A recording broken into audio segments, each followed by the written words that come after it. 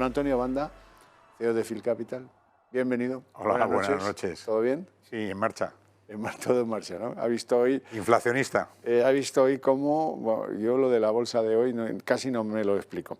Don Juan Avellán, profesor del IEB, muy buenas noches, bienvenido también. Muchas gracias. Empiezo con usted. Oiga, esto al principio estábamos todos que si los datos de inflación americanos, que ya verás tú, a ver qué pasa con la bolsa. La bolsa, ya veremos qué pasa mañana, pero hoy nos hemos librado. Pero bueno, la sesión al final ha sido bastante positiva. Sí, ha sido positiva. Hemos tenido estos anuncios de inflación que son importantes. También hay que tener en cuenta que los subyacentes de la inflación no son tan... no han seguido esa senda tan importante. Hay que tener en cuenta que estamos en una inflación de oferta. Esto significa que empezamos con el tapering, que se está gestionando, yo creo que muy bien en cuanto a comunicación y en cuanto a los pasos que se van a dar tanto en Estados Unidos como en la Unión Europea, Gran Bretaña. Estamos en esa senda. Los resultados de las empresas en Estados Unidos han crecido un 20% respecto a las del 2019 y ahora podemos hablar de un 40% respecto a las del año pasado, con lo cual creo que seguimos en una senda alcista. Y respecto a la inflación, pues esto es como se anuncian subidas de tipos de interés inmediatas, que no va a ser así, porque al fin y al cabo es como lo que más ha subido, por ejemplo, ha sido, aparte del petróleo, por ejemplo, vehículos de segunda mano en Estados Unidos. Si no hay producción de vehículos, sube el precio, pero por mucho que suban los tipos de interés, no le va a poder afectar, con lo cual pues estamos en esta espiral que esperemos que dure lo menos posible. Es un poco preocupante, China, que haya subido en la inflación industrial pues en el orden del 13,5%. Banda.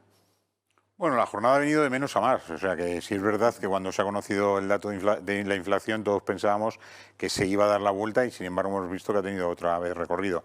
Están acompañando bastante los resultados y al final el que sigan las autoridades americanas hablando de una inflación temporal, pues bueno, puede ser reconocida, pero yo creo que la realidad final es que la inflación la tenemos aquí y probablemente no se vaya. Y ante esa situación, las decisiones que tienes que tomar, pues como ha comentado Juan, el tapering y realmente cuándo vamos a tener subidas de tipos, puede ser que se retrasen, porque el efecto de subida de tipos lo puedes hacer directamente vía la inflación, ¿no? Si la inflación te evita que suben los tipos, tu crecimiento real es el que es y entonces vas a tener una economía que va a seguir pues como está en Estados Unidos, ¿no? Con crecimientos importantes y sobre todo con la micro, es decir, las compañías presentando resultados mucho mejor de lo esperado y las bolsas americanas marcando todas las semanas nuevos máximos históricos. Entonces, bueno, me interesa que ahondemos en el asunto de la inflación. En Estados Unidos 6,2% y eso no se había visto desde hace un montón de años. Y en Alemania exactamente igual, 4,5% es un sofoco. Sí, es algo que desde luego no habíamos visto. O sea, que la economía que hemos vivido en los últimos años es una economía en la que no había inflación, con los tipos a cero. Era muy difícil jugar con ese entorno, porque también es verdad que históricamente este periodo que hemos dejado atrás es un periodo que no habíamos reconocido. O sea, ¿cómo podíamos tomar decisiones macro con los tipos a cero y con la inflación a cero? ¿Y cómo hacían eso? ¿Y cómo Alemania siempre se había esforzado en mantener los datos de inflación bajo y que además forzara al Banco Central Europeo a que los tipos estuviesen en los niveles que su economía necesitaba? Nos vamos a un entorno que probablemente en el corto plazo sea distinto. Claro, es que, profesor, un país que ha pasado por la República de Weimar y eso deja un pozo que constitucionalmente obliga a los líderes de sus finanzas a combatir la inflación como un precepto fundamental, el pecado capital.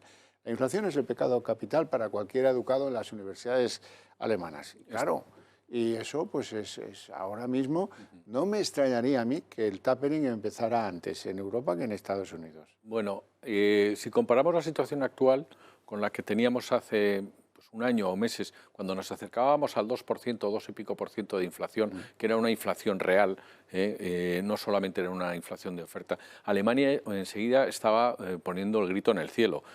Mientras que ahora, estando en un 4,5%, tampoco lo está haciendo porque sabe que el hacer un cambio drástico no va a influir en esa inflación, y yo creo que lo que hay que hacer es pasar este periodo, que sea lo menos largo posible, e ir esperando. Yo creo que poco más va a poder hacer. Bueno, esto le viene bien al gobierno español porque, visto lo visto en Alemania, pues lo que ha pasado en España en términos de inflación parece que es menos grave. Hay que también estar un poco al tanto de qué es lo que dicen en el mundo mundial a propósito de la inflación, porque les quiero recordar algo que ha pasado desapercibido, y yo creo que en los dos lados del Atlántico. Una mujer muy prestigiosa dentro del mundo del análisis y la prevención económica, Carmen Reinhart, que fue economista jefe del Banco Mundial y ahora es directora general o algo por el estilo, dijo: ¿quién dice que esto va a ser puntual? Que venga y se identifique, porque no lo tiene nada claro que vaya a ser. Por lo menos ese puntual se va a extender a lo largo de más allá de un ejercicio, que no es poca cosa. Bueno, hablemos del gas, que esto es muy complicado. Resulta que esto viene a demostrar, tómelo por pasiva, Sonatrach, la compañía argelina que tiene sus negocios de ofrecer gas a España a través de un contrato plurianual con un precio de gala y con unas relaciones diplomáticas ad hoc para no estropear eso, desde tiempos de Pera Durán Farell y de Felipe González, pues resulta que le dice a España: que te subo precios, que el mercado internacional del gas está muy por encima de lo que estoy yo percibiendo por este gas que te suministro. Ahí se abre un delicado paréntesis. Oiga, pero ¿no nos estaban cobrando por el precio del gas internacional? O sea, alguien se estaba haciendo la barba de oro con un precio de privilegio para el suministro argelino que no tenía nada que ver con ese que impone Putin a Europa y que condiciona el precio de la electricidad que estamos teniendo que pagar en España. Tela. Profesor Avellán. Bien, no aquí sé si me olvido algún detalle. No, está muy claro. Tenemos con Argelia el 30% del suministro de gas, con Estados Unidos el 16%. El 63% de este gas que recibimos viene por gasoducto. Entonces, ¿qué es lo que ha pasado con los gasoductos? En principio, lo más importante, no viene de ahora, o sea, no viene de la lucha que tenían Marruecos y Argelia, venía ya de una presión que tenía España sobre Marruecos, entre otras cosas porque Marruecos estaba aprovechando de una forma muy importante de los precios por cobrar el peaje, y ya tenía previsto Naturgy y Argelia incrementar la producción, el traspaso de gas a través del gasoducto de Sonatrach. Ya estaba el de Almería, ya estaba esto previsto, y por otro lado, el año pasado a los argelinos se les dio una vuelta de tuerca y se les bajó el precio de una forma importante. Ahora nos la están dando ellos. Lo importante es que tengamos el suministro, porque claro, los argelinos te están diciendo: voy a subirte el precio, igual que los rusos. Es evidente que es más bajo el que nos están ofreciendo a España que el que están pagando otros a Putin por su gas. Porque el año pasado se negociaron a la baja. Sí, todo eso está muy bien, pero hay que exigir de una manera contundente transparencia. Tenemos que saber a cuánto compramos el gas, qué compromisos de importación de gas tenemos, se use o no se use, porque hay cláusulas take o take, y que sería bueno que conociéramos. Y que no vaya el presidente del gobierno del brazo del señor Reinés, del presidente de Naturgy, a negociarlo sin que luego se sepa nada en España. Ya está bien esto, ¿no?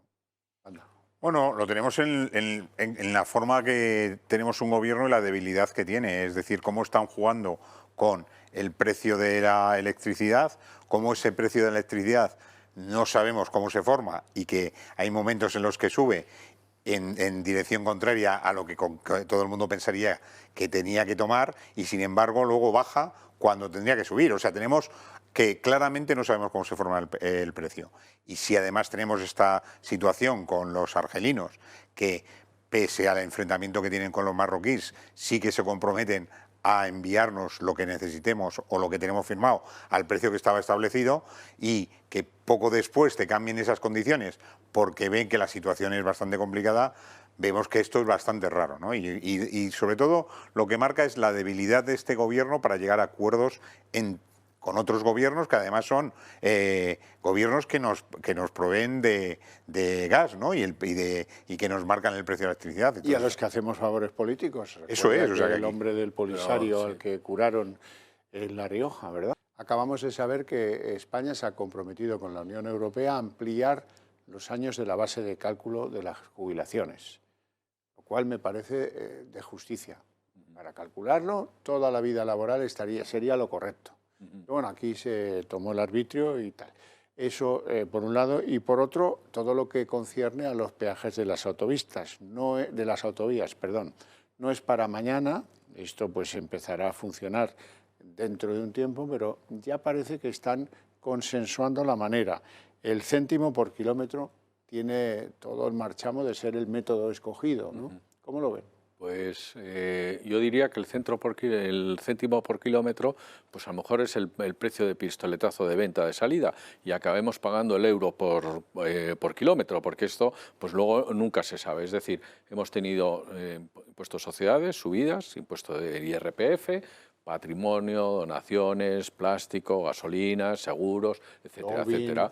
Estamos en una subida, Google, impuesto a las transacciones económicas, etcétera, etcétera. Entonces, es todo un ir amarrando, buscando huecos y con una subida continua de impuestos y, sin embargo, es decir, estamos viendo los resultados de las empresas donde han estado ajustando en costes, donde ajustan en gastos, pero parece que la madre patria que es la única que no es capaz de hacer un ajuste en gastos. Dice, no, hoy estaban diciendo en televisión que lo que se refleja es un mayor número de personas trabajando, pero también hay que tener en cuenta cuánto de esa creación de empleo es estatal. Entonces, habrá que... El engaño como bandera. Banda. Seguimos por lo mismo, o sea, es difícil adaptar una idea de cobrar... O sea, te has pasado los últimos años diciendo que tu objetivo era quitar los peajes en las privadas y ahora resulta que lo vas a meter en las públicas. Yo creo que además por normativa y por evolución de esta situación difícilmente en esta legislatura sean capaces de desarrollar un sistema para pagarlo. Pero sí que están metiendo al propio sistema una oportunidad de pensar ¿para qué queremos un coche?